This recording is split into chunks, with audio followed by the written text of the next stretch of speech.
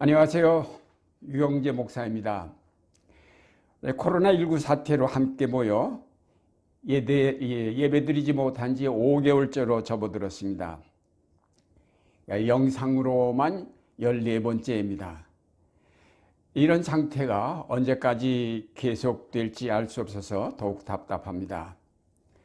그런데다 이제 중대본이 코로나 바이러스 감염 방지를 위해서 정규 예배 이외에 주간 중 소모임을 갖지 말라는 행정명령을 내렸는데 많은 교회가 이에 반대하고 이 행정명령을 취소하라는 청와대 청원은 41만 명이 넘었습니다.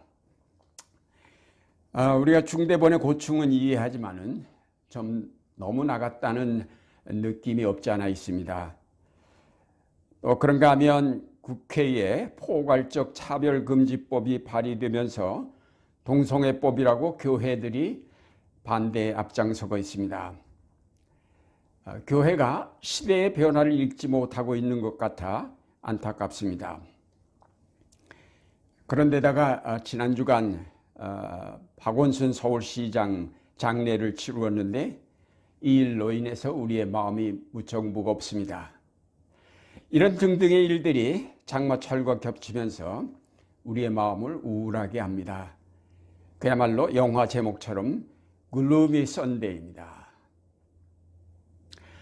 하지만 곧 장마가 끝나고 구름은 거칠 것입니다. 뜨거운 여름이 우리를 기다리고 있습니다. 이제 이 여름에 우리가 열심히 기도하여서 풍성한 가을을 맞을 준비를 해야 하겠지요.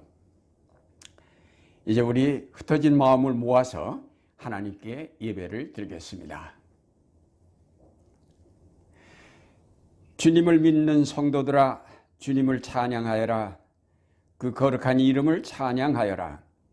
주님의 진노는 잠깐이요 그의 은총은 영원하니 밤새도록 눈물을 흘려도 새벽이 오면 기쁨이 넘친다. 거룩하신 주님, 비록 우리가 함께 모여 예배를 드리지 못하지만 온라인을 통하여 우리 마음을 함께 모아 주님께 예배를 드립니다. 저희가 드리는 예배를 받아주시고 저희 위에 하늘의 은총으로 채워주시옵소서. 성령께서 저희 가운데 오시어 저희 마음을 뜨겁게 하시며 목청을 돋워 찬양하게 하시며 주님의 말씀을 깨닫도록 이끌어 주소서. 이 예배를 통하여 주님께 영광을 돌리고 우리 자신의 새 힘을 얻어 나아갈 수 있게 하여 주시옵소서. 우리 주 예수 그리스도의 이름으로 기도드립니다. 아멘.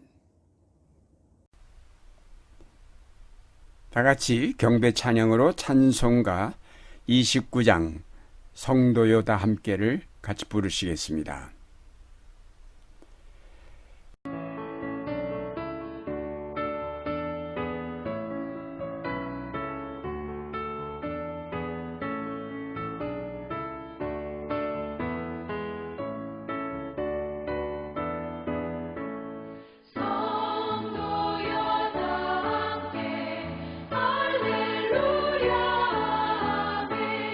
주 찬양하여라.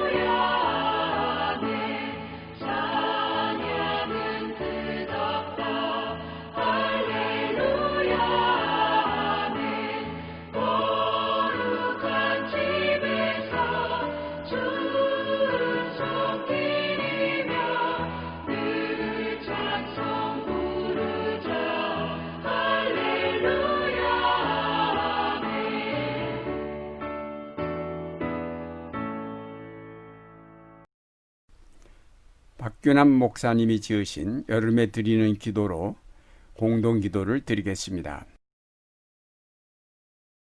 여름에는 기도하게 하소서.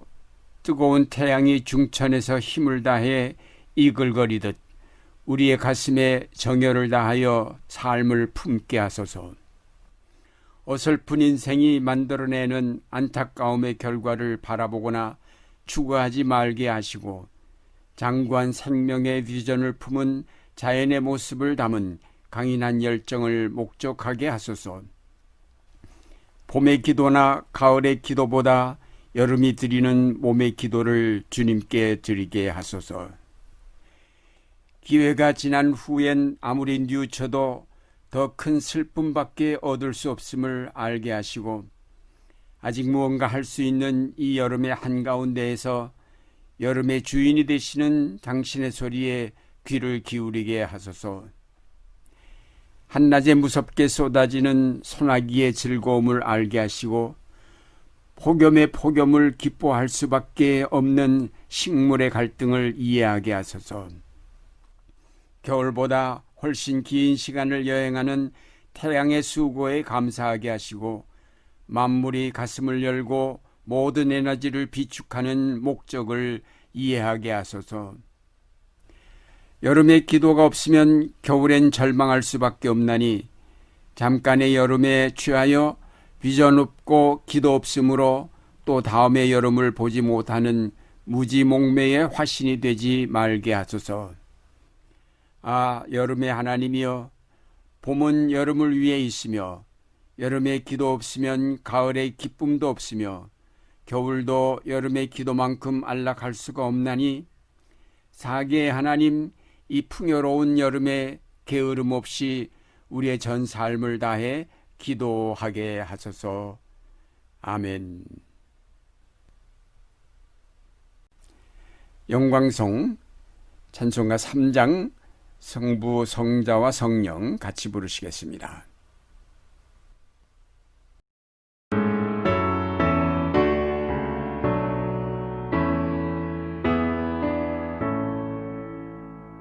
성부, 성자와 성령 찬송과 영광 돌려보내세.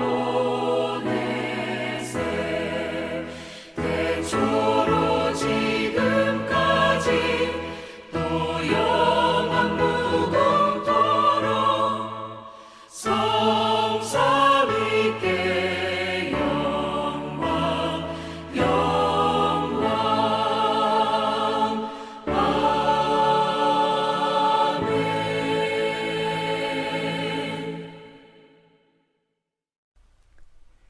이 시간에는 이미정 교우께서 기도를 인도하시겠습니다.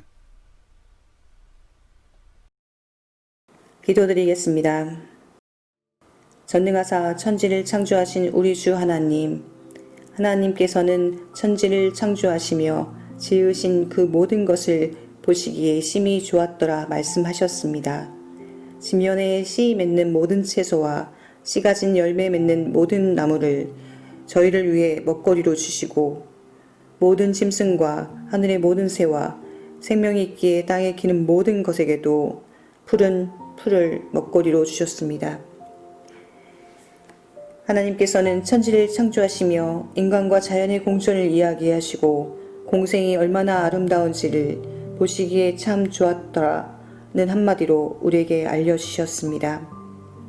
그러나 인간의 지나친 탐욕과 자본에 의한 무분별한 개발로 그 아름다운 세상은 이제 코로나19에 이어 패스트 그리고 앞으로 닥쳐올 감염병에 떨고 있습니다.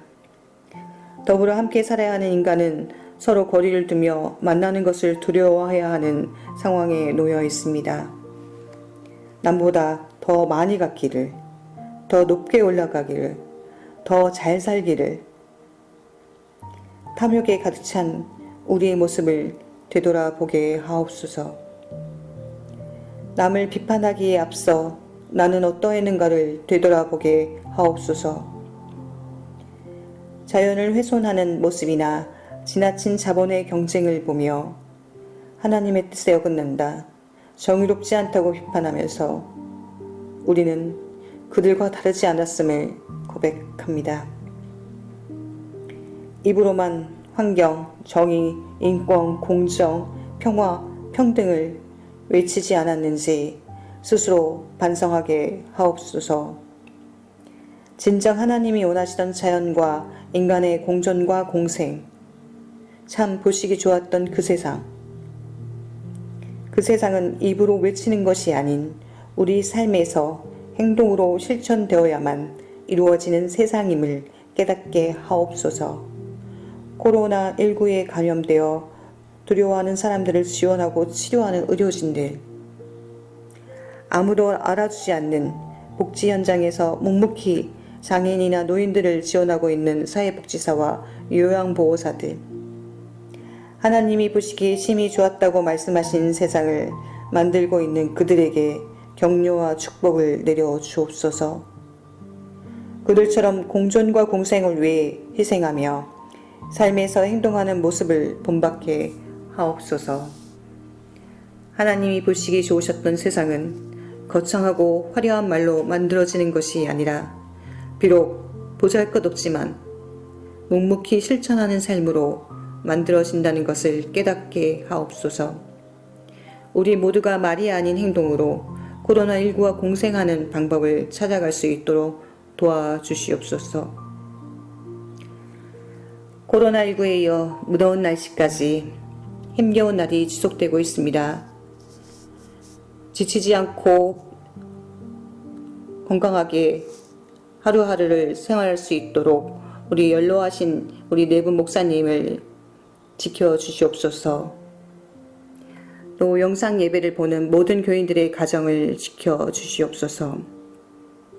항상 우리와 함께 계실 것을 믿사오며 우리 주 예수 그리스도의 이름으로 기도드립니다. 아멘. 오늘의 말씀은 신약성경 두 곳입니다. 마가복음 2장 23절에서 28절까지와 갈라디아서 2장 11절에서 16절까지의 말씀입니다. 오늘 설교의 제목은 포스트 코로나 시대의 신앙입니다. 그럼 먼저 마가복음 2장 23절에서 28절 말씀 읽겠습니다. 안식일에 예수께서 밀밭 사이로 지나가시게 되었다. 제자들이 길을 내면서 밀리삭을 자르기 시작하였다. 바리새파 사람이 예수께 말하였다. 보십시오. 어찌하여 이 사람들은 안식일에 해서는 안 되는 일을 합니까? 예수께서 그들에게 말씀하셨다. 다윗과 그 일행이 먹을 것이 없어서 굶주릴 때에 다윗이 어떻게 하였는지를 너희는 읽지 못하였느냐? 아비아달 대제사장 때에 다윗이 하나님의 집에 들어가서 제사장들 밖에는 먹어서는 안 되는 제단빵을 먹고 그 일행에게도 주지 않았느냐? 그리고 예수께서는 그들에게 말씀하셨다. 안식일이 사람을 위하여 생긴 것이지 사람이 안식일을 위하여 생긴 것이 아니다. 그러므로 인자는 또한 안식일에도 주인이다.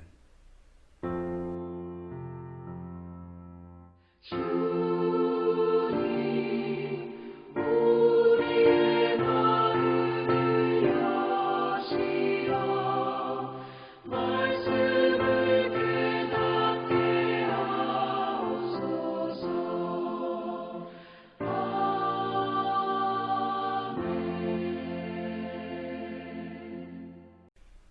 다음은 갈라디아서 2장 11절에서 16절 말씀 보겠습니다. 그런데 게바가 안디옥에 왔을 때에 잘못한 일이 있어서 나는 얼굴을 마주보고 그를 나무랐습니다. 그것은 게바가 야고보에게서 몇몇 사람이 오기 전에는 이방 사람들과 함께 음식을 먹다가 그들이 오니 할례 받은 사람들을 두려워하여 그 자리를 떠나 물러난 일입니다. 나머지 유대 사람들도 그와 함께 위선을 하였고 마침내는 바나바까지도 그들의 위선에 끌려갔습니다. 나는 그들이 복음의 진리를 따라 똑바로 걷지 않는 것을 보고 모든 사람 앞에서 게바에게 이렇게 말하였습니다. 당신은 유대 사람인데도 유대 사람처럼 살지 않고 이방 사람처럼 살면서 어찌하여 이방 사람더러 유대 사람이 되라고 강요합니까? 우리는 본디 유대 사람이요 이방인 출신의 죄인이 아닙니다. 그러나 사람이 율법을 행하는 행위로 의롭게 되는 것이 아니라 예수 그리스도를 믿는 믿음으로 의롭게 되는 것임을 알고 우리도 그리스도 예수를 믿은 것입니다. 그것은 우리가 율법을 행하는 행위로가 아니라 그리스도를 믿는 믿음으로 의롭다고 하심을 받고자 했던 것입니다. 율법을 행하는 행위로는 아무도 의롭게 될 수 없기 때문입니다. 이것은 하나님의 말씀입니다. 아멘. 주제 찬송가 찬송 302장 내 주 하나님 넓고 큰 은혜는 같이 부르시겠습니다.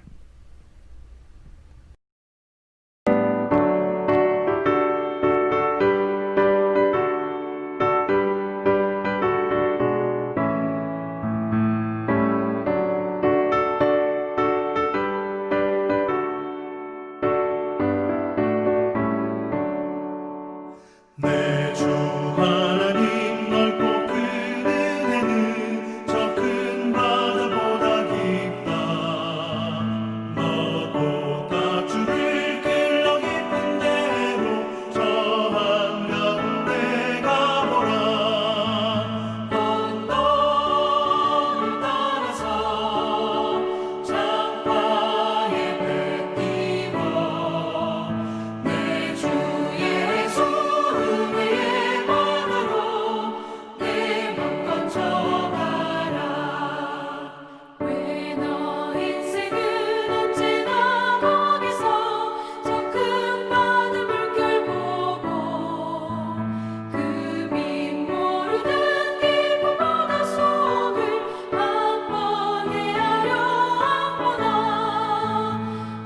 언덕을 따라서 창가에 배 띄워 내 주 예수 은혜의 만으로 내 맘 건져가라.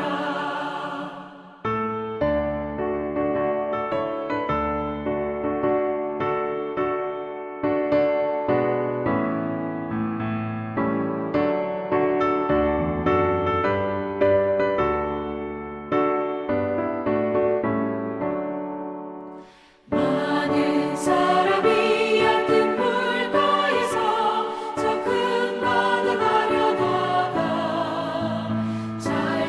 찰싹거리는 작은 바다 보고 마음 약하여 못 가네. 언덕을 따라서 창가에 배 띄워 내 주 예수 은혜의 만으로 내 맘 건져가라. 자곧 가거라 이제 곧 가거라 저 큰 은혜 바다 향해. 자곧 내 너를 저 깊은 데로 가라 망망한 바다로. 언덕을 따라서 창가에 배 띄워 내 주 예수 은혜의 만으로 내 맘 건져가라.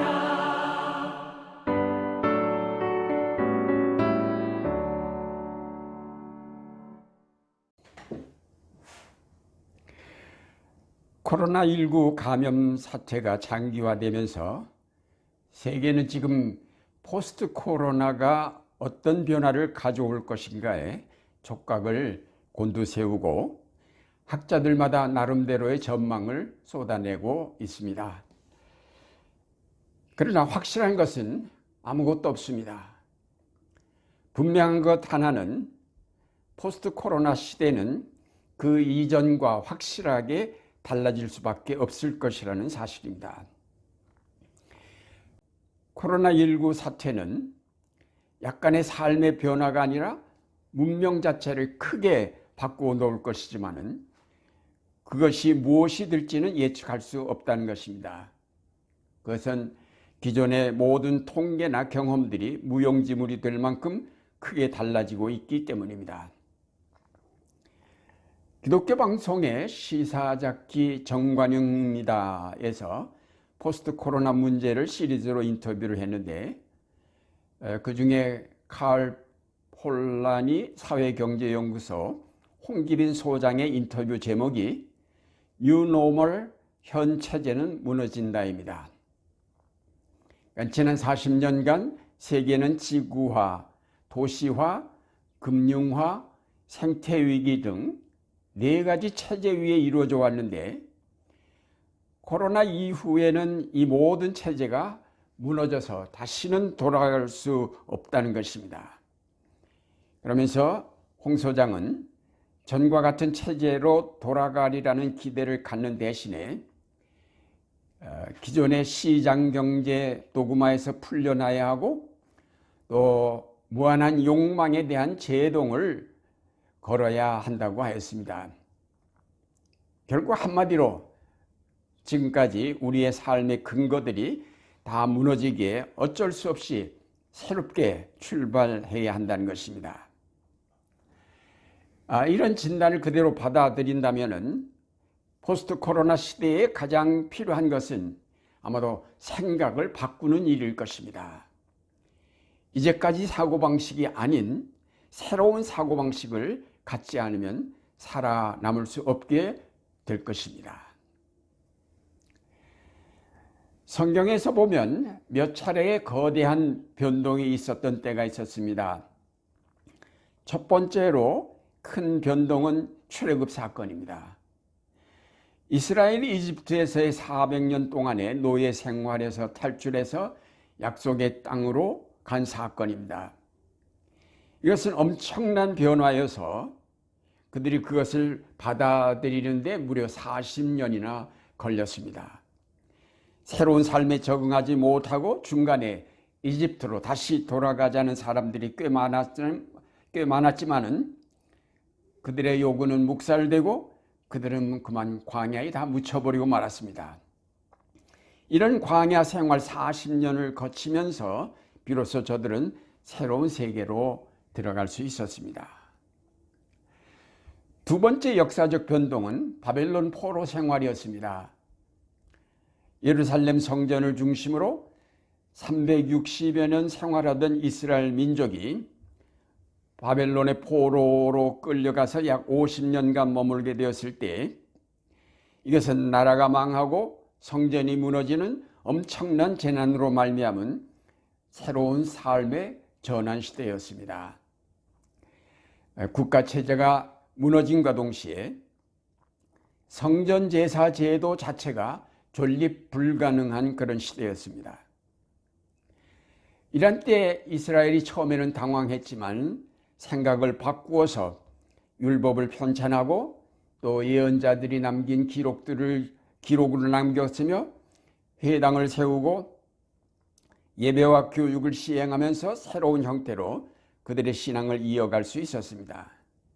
그러니까 어쩔 수 없는 시대적 상황이 그들로 하여금 생각을 바꾸고 새로운 신앙 양태를 만들어내게 하였던 것입니다. 세 번째 큰 역사적 변화는 BC와 AD로 나뉘어진 예수님의 사건입니다. 그러나 이 역사적 변동은 다른 대변혁과 달리 겉으로 나타난 엄청난 재앙이나 사건은 없었습니다.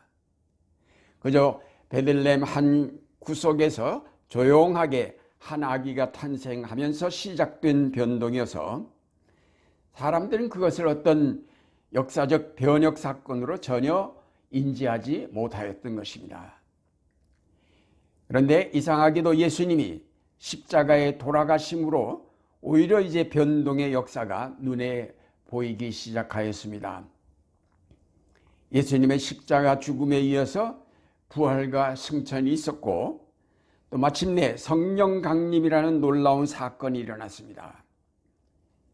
사도들은 성령 강림 후 성정 중 중심의 시대가 끝났음을 깨닫게 되었고 또 예수로 말미암은 새로운 변혁의 역사가 시작되었음을 알게 되었습니다. 그러면서 그들은 과거 율법적인 전통에서 풀려나게 되고 예루살렘에서 일어난 핍박으로 사방으로 흩어지면서 복음을 이방인에게도 전파하게 되었습니다. 그러니까 복음은 이스라엘이란 테두리를 벗어나서 세계 속으로 전파된 것입니다. 이렇게 변화되는 과정에서 사도들 자신도 많은 갈등을 경험하였고 또 새로운 시대에 맞는 신앙 양태를 고민하면서 점진적으로 발전하였던 것입니다. 우리가 여기서 한 가지 배우고자 하는 교훈은 시대가 이렇게 급격하게 변할 때에 옛것에 매이지 않고 새로운 시대를 향하여 생각을 바꾸는 신앙의 유연성을 가져야 한다는 사실입니다. 이런 대변혁의 시대에는 그 시대가 어떻게 바뀔지 예측할 수 없기에 어떤 변화가 오더라도 그 변화에 대응할 수 있는 사고의 유연성만 지닌다면 새로운 시대를 열어갈 수 있게 될 것입니다. 마찬가지로 신앙생활에서도 변화의 시대에 중요한 것은 이 경직성을 벗어나서 유연성을 지니는 것입니다. 분명한 것은 새로운 변혁의 시대라도 그것은 하나님의 섭리 가운데 있는 역사라는 사실입니다. 그러므로 거기에 새롭게 나타나는 하나님의 뜻이 무엇인지를 우리가 알아야 하고 그러려면 과거의 신학이나 교리에만 얽매인 그런 경직된 신앙에서 벗어나서 새로운 사고, 유연한 신앙으로 깊이 들여다보아야 할 것입니다. 열린 사고, 유연한 신앙의 자세만이 변화의 충격을 흡수하면서 새로운 것을 찾아내고 새로운 역사를 만들어갈 수 있습니다. 오늘 읽어드린 마가복음 2장 말씀은 안식일에 제자들이 밀밭 사이로 가면서 밀 이삭을 따서 먹자 바리새파 사람들이 보고 안식일에 해서는 안 될 일을 한다고 예수님을 힐난하자 예수님이 다윗의 전례를 말씀하시면서 안식일이 사람을 위하여 생긴 것이지 사람이 안식일을 위하여 생긴 것이 아니다. 그러므로 인자는 또한 안식일에도 주인이다라고 하셨습니다.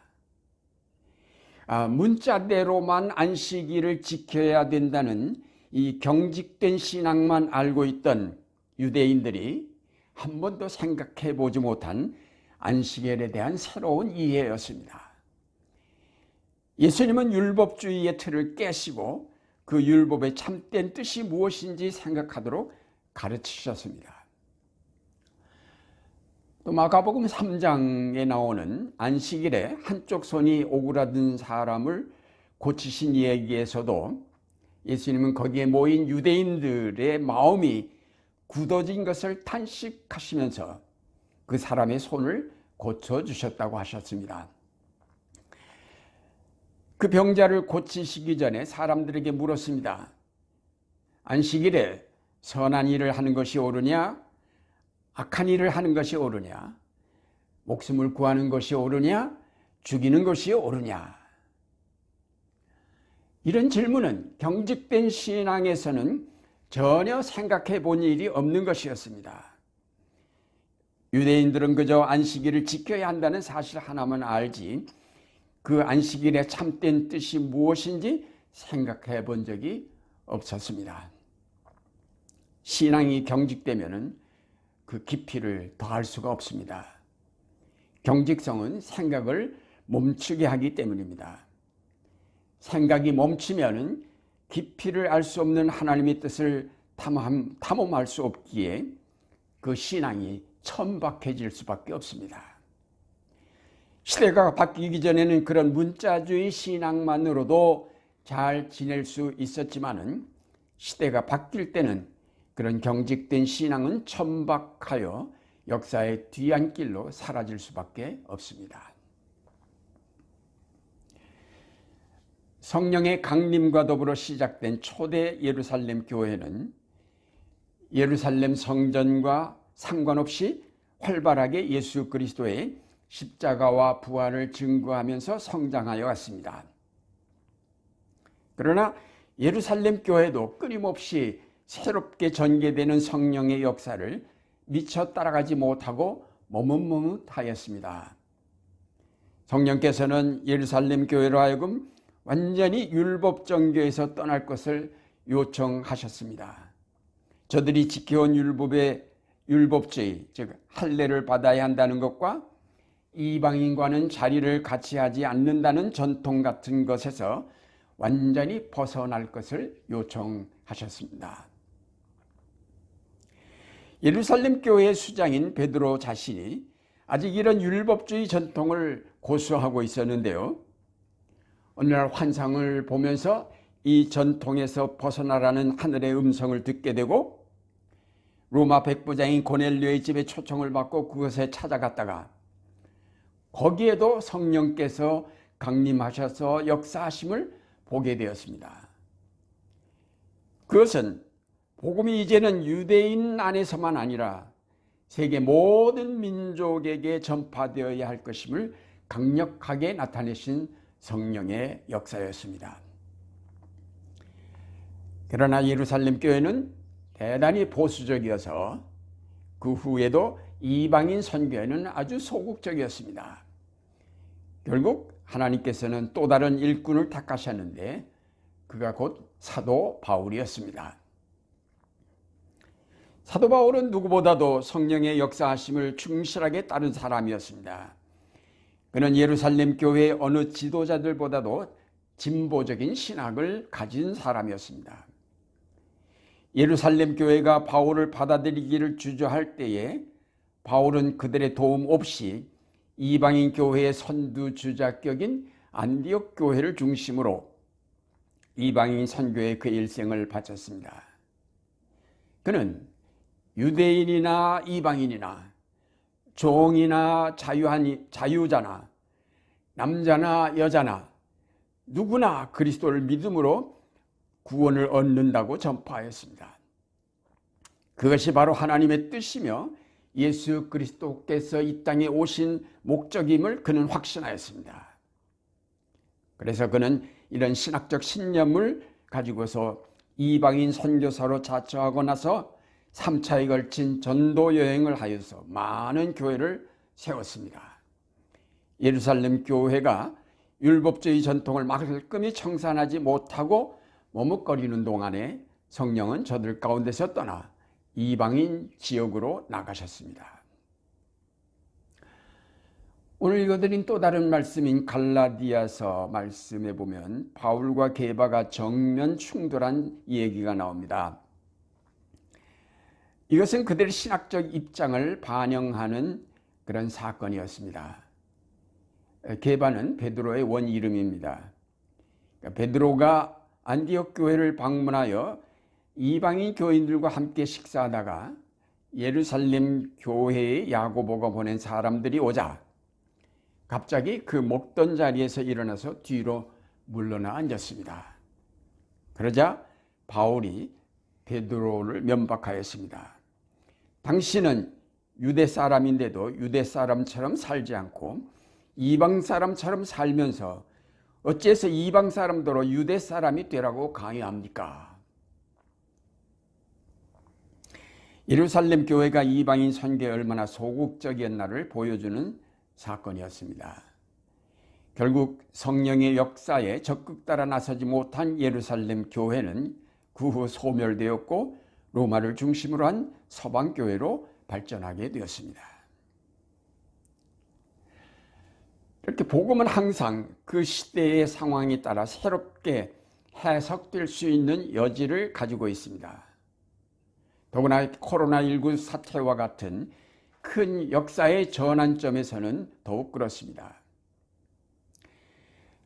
군사 독재에 시달리던 남아메리카에서 자연스럽게 해방의 신학이 대두되었고 억압당해온 흑인들 속에서 흑인 신학이 나오게 되었으며 또 분단의 아픔과 군사독재 억압하에 있던 한국교회는 민중신학을 태동시켰습니다. 그러나 이런 새로운 신학이 나올 때마다 이를 저지하고 반대하며 핍박하는 보수적 세력이 항상 있었습니다. 바울의 진보적인 신학을 반대하며 핍박하였던 유대인들이나 또 루터의 종교개혁을 저지하려 했던 로마 교황청이 그런 보수 세력이었습니다. 그러나 이런 시대의 변화는 하나님께서 친히 이끄시는 역사이므로 누구도 그것을 막을 수는 없고, 그 변화되는 역사를 이끌 새로운 일꾼들을 부르셔서 그 시대에 맞도록 복음을 재해석하게 하시는 것입니다. 오늘 우리에게 필요한 것은 복음이 간직하고 있는 이런 무한한 가능성에 대해서 열린 마음을 가지고 탐구하는 자세입니다. 복음의 세계는 한마디로 정의할 수 없는 무한한 해석의 가능성을 지니고 있습니다. 성령께서 그 시대마다 새로운 깨우침으로 인도하실 때 과거의 전통의 틀에 매이지 아니하고 새로운 것을 받아들일 수 있도록 우리가 항상 우리의 마음을 열어 놓아야 할 것입니다. 사고가 경직되어 있으면 늘 새롭게 하시는 성령의 역사를 따라갈 수 없습니다. 우리는 과학의 발전에 따라서 과거에는 경험할 수 없었던 새로운 사실들을 받아들이는 시대에 살고 있습니다. 요즘 특히 정보통신의 발전이 눈부시게 진행되면서 포노 사피엔스라고 이름을 붙일 만큼 새로운 인류가 태어나고 있는 시대입니다. 앞으로도 어떤 변화가 우리 앞에 다가올지 알 수 없지만 확실한 것은 지금 전혀 생각지도 못하였던 일들이 나타날 것이라는 점입니다. 다시 말해서 앞으로 올 시대는 무한하게 열려 있다고 하겠습니다. 따라서 과학자들이 끊임없이 과거의 어떤 규범에 매이지 않고 자유롭게 그 미래의 세계를 탐구해 갈 때 새로운 도구나 이론들이 나타나게 될 것입니다. 이렇게 나타난 새로운 이론이나 도구들이 있는데도 과거의 낡은 이론이나 도구를 고집하는 사람이 있다면 결국 그는 낙후될 수밖에 없을 것입니다. 컴퓨터 시대에 지금 주판을 쓰는 사람은 거의 없습니다. 오늘의 교회도 마찬가지입니다. 변화한 시대에 따른 새로운 신학, 교회 제도의 새로운 변혁이 필요한데 과거의 이론과 제도만을 고집한다면 결국은 새로운 역사에 대응하지 못한 채 소멸하고 말 것입니다. 포스트 코로나 시대는 단순히 정보통신의 혁명적인 변화만 이루어지는 시대가 아닙니다. 그 변화는 우리의 삶의 변화를 가져올 것이며 우리 사고의 변화를 가져올 것입니다. 따라서 교회도 그 시대가 요구하는 신학과 믿음의 형태를 새롭게 해석해내지 않으면 안 될 것이고 그것을 따라 교회를 새롭게 개혁하지 않으면 안 될 것입니다. 예배가 새로워져야 할 것이며 선교의 방법도 달라져야 하며 교회의 조직도 변화되어야 할 것입니다. 코로나19 사태로 교회들은 전에 한 번도 경험해보지 못한 온라인 예배를 드려야 했고 이런 때 성찬 예식은 어떻게 해야 하는지 아직 논의조차 제대로 이루어지지 않고 적당히 넘어가고 있습니다. 제가 지난 3월 29일 온라인 성찬 예식을 행하고 그것을 페이스북에 올렸을 때 찬반 토론이 활발하게 이루어졌습니다. 감리교신학대학교의 예배학 전공 박혜정 교수는 온라인 성찬에 대한 소옥을 한 글에서 찬성 입장을 표명했습니다. 온라인 성찬이 가지고 있는 많은 제한적 상황에도 불구하고 필자는 웨슬리의 성찬에 대한 신학적 입장에 견줘 볼 때 성찬을 수행할 수 있다는 입장이다.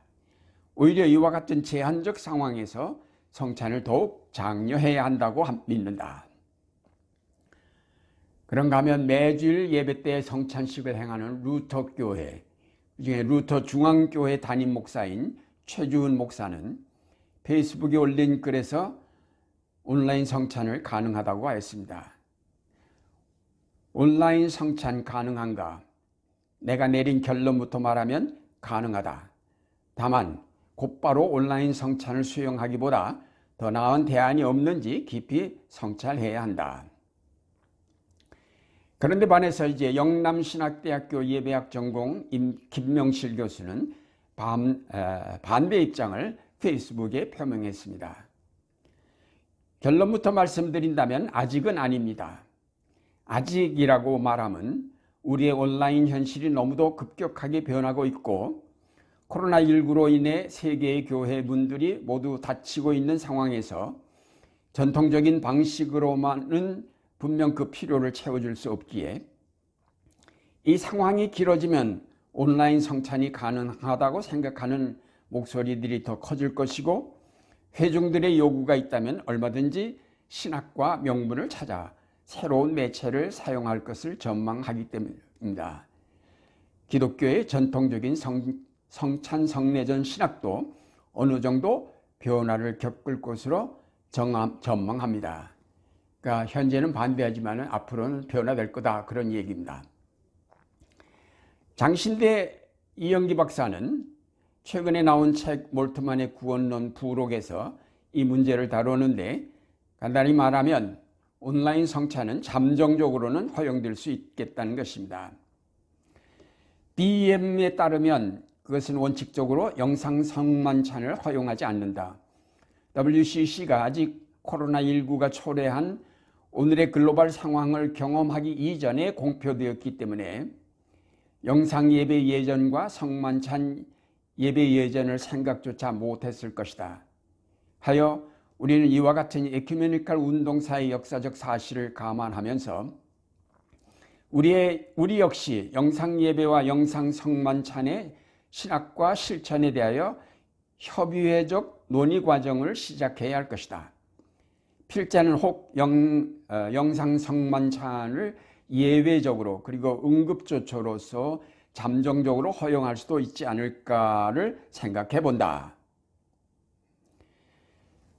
결국 이런 모든 예들을 보면서 한마디로 급격한 시대의 변화 앞에서 신학이 고민하지 않을 수 없고 변화되지 않을 수 없음을 단적으로 보여주는 예입니다. 언컨택트 시대의 호모사피엔스들은 대면하지 않고도 서로 소통함에 불편을 느끼지 않습니다. 이런 뉴노멀 시대에 하나님의 은혜는 온라인을 통해 역사하지 않는가? 이런 시대의 예배는 과연 어떤 의미를 지니는가? 신학은 더 이상 이 교조화된 틀에만 머물러서는 안 될 것입니다. 거기서 나와서 뉴노멀 신학을 새롭게 정립해 가야 할 것입니다. 사랑하는 여러분, 지금은 교회가 개혁되어야 할 시점입니다. 팬데믹 사태로 급변하는 시대 정세를 우리가 깊이 통찰하면서 그 속에서 복음의 진리가 어떻게 재해석되어야 하는지 살펴야 하겠습니다. 이제까지 우리가 지켜온 신앙의 전통을 이어가되 변화하는 시대에 맞도록 재해석하는 작업이 이루어져야 할 것입니다. 이것을 적극적으로 수용하면서 교회의 목회를 개혁하는 작업에 박차를 가해야 할 것입니다. 16세기의 종교개혁은 안일하게 권위주의에 머물던 로마 가톨릭 교회를 뒤흔들어 놓았고 새로운 교회를 탄생시켰던 것입니다. 오늘날 한국교회가 과거의 영광에 연연하여 안주할 때에 하나님의 새롭게 하시는 역사를 통하여 뒤흔들리게 될 것이며 자칫 잘못하면 역사의 뒤안길로 밀려나게 될 것입니다. 이제 우리는 정신을 차리고 하나님 나라를 향한 역사를 따라가며 그 부르심에 최선을 다해 응답하도록 준비하여야 하겠습니다. 언제나 자기를 고집하지 않고 성령의 인도하심을 따라서 유연한 신앙으로 하나님의 역사에 동참해 가시는 여러분이 되시기를 바랍니다. 기도드리겠습니다. 역사의 주관자이신 하나님, 세계가 코로나19 사태로 온통 뒤흔들리면서 무한한 욕망을 따라 마구 달리던 세계가 더 이상 지탱되기 어려운 위기에 직면하게 되었습니다. 주님께서 이런 역사의 파동을 통하여 어리석은 인간들을 돌이키시고 하나님 나라를 향한 역사에 눈뜨게 하시는 섭리라고 믿습니다. 주님, 저희를 불쌍히 여기시고 눈을 들어 저희 어리석음을 회개하게 하시며 돌이켜 하나님이 새롭게 열어 보이시는 역사에 참여하게 하여 주시옵소서. 과거 경직된 신앙에서 벗어나서 하나님의 섭리의 깊은 뜻을 헤아려 갈 수 있게 하시옵기를 원합니다. 특히 예언자의 길을 포기했던 교회들이 이제 깨어나게 하셔서 주님의 뜻을 먼저 헤아리면서 역사를 선도할 수 있도록 성령으로 저희를 이끌어 주시옵소서. 예수 그리스도의 이름으로 기도드립니다. 아멘. 이 시간에는 정건영 교우가 특별히 리브라폰 연주를 해주시겠습니다. 곡목은 Amazing Grace입니다.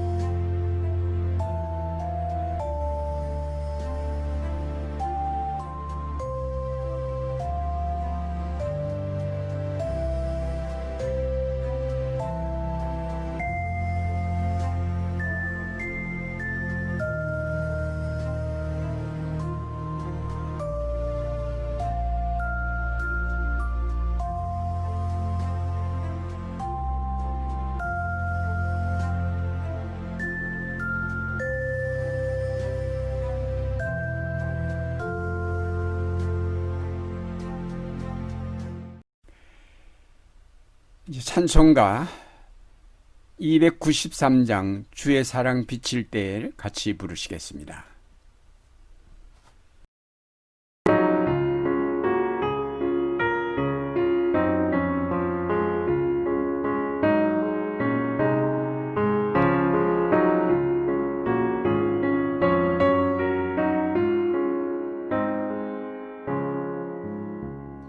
주의 사랑 비칠 때에 기쁨 오네 그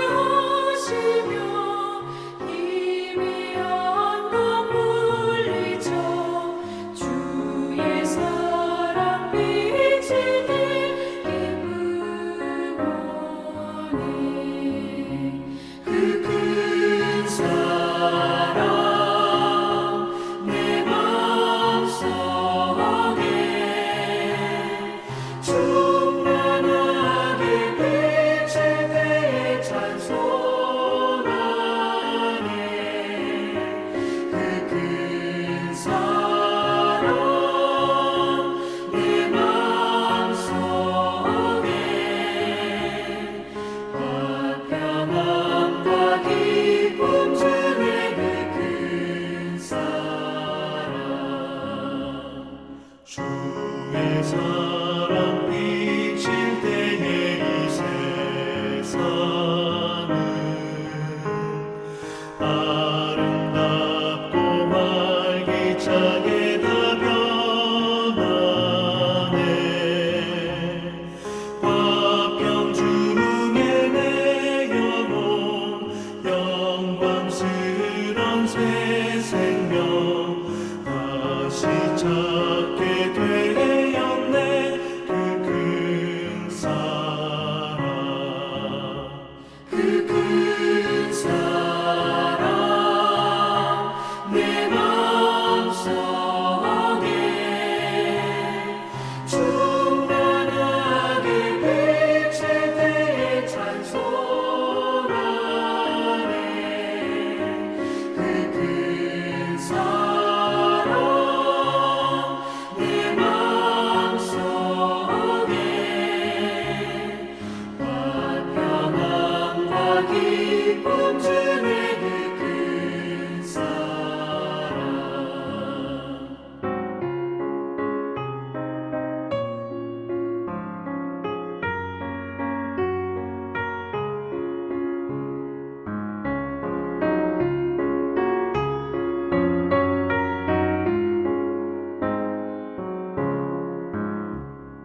주의 사랑 비칠 때에 이 세상은 어둠 슬픔 중한 짐이 다 사라져 우리들을 가득히 밝히 비춰주시며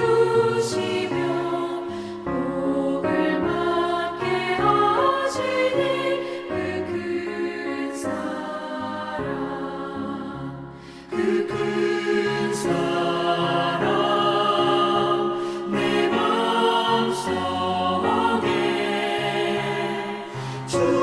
충만하게 비칠 때에 찬송하네.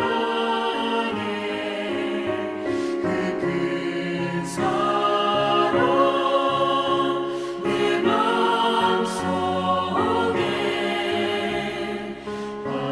화평함과 기쁨 주네. 그 큰 사랑, 주의 사랑 비칠 때에 그 광채가 찬란하게 우리 둘러 비치겠네. 세상 모두 이기고 천국 생활할 때도 주의 사랑 비치네.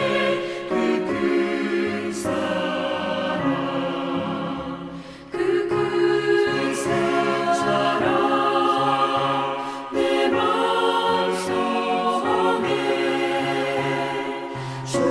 충만하게 비칠 때에 찬송하네. 그 큰 사랑 내 마음속에 화평함과 기쁨 주네. 그 큰 사랑.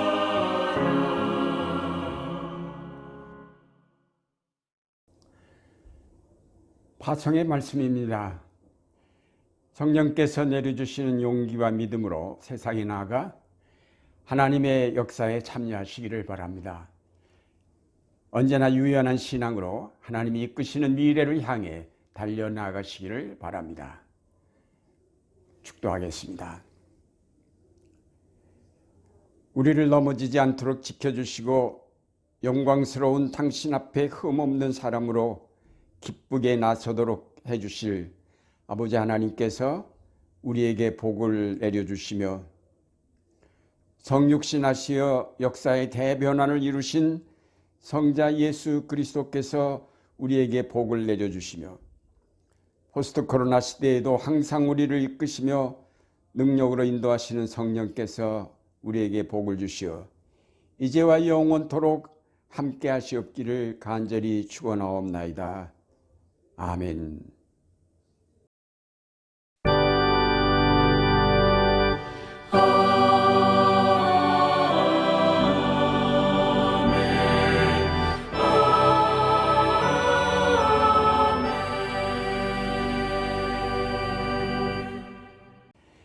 네, 알려드리는 말씀입니다. 다음 주일 예배 인도는 정광희 목사님께서 하십니다. 신경아 목사님이 팔순을 맞으셨습니다. 그동안 강화도에서 농사도 지으시면서 건강하게 지내오셨고 은퇴 후에도 감신대에서 강의를 하시기도 하고 여러 단체에서 활동을 하셨습니다. 앞으로도 더욱 건강하셔서 하나님께서 맡겨주신 일들을 감당해 가실 수 있기를 바랍니다. 2009년 10월에 우리 네 사람이 더불어 한 교회를 처음 시작할 때는 모두 70대였는데 이제 새 목사가 80대가 되었습니다. 그래도 하나님께서 어여삐 보시고 80이 넘었어도 비교적 건강하여 가끔씩 설교하면서 또 여러 교우들과 사귐을 가질 수 있게 하여 주셨습니다. 감사를 드립니다.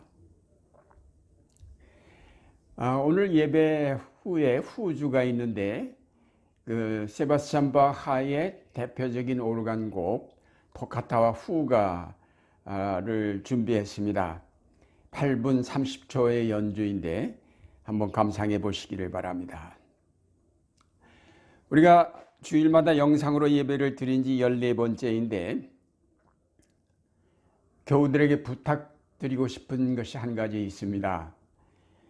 유튜브 영상으로 예배를 드린 후에 구독 꼭 해주시고 또 좋아요를 꼭 눌러주시기를 바랍니다. 그리고 한마디씩 인사 댓글이라도 달아주시면 서로의 안부를 확인할 수 있게 되리라고 봅니다. 포노 사피언스 시대에 필요한 에티켓이 아닐까라고 생각을 합니다. 이제 장마와 무더위 속에 또 한 주간을 맞습니다. 교우 여러분들 모두 건강하시기를 바랍니다. 감사합니다.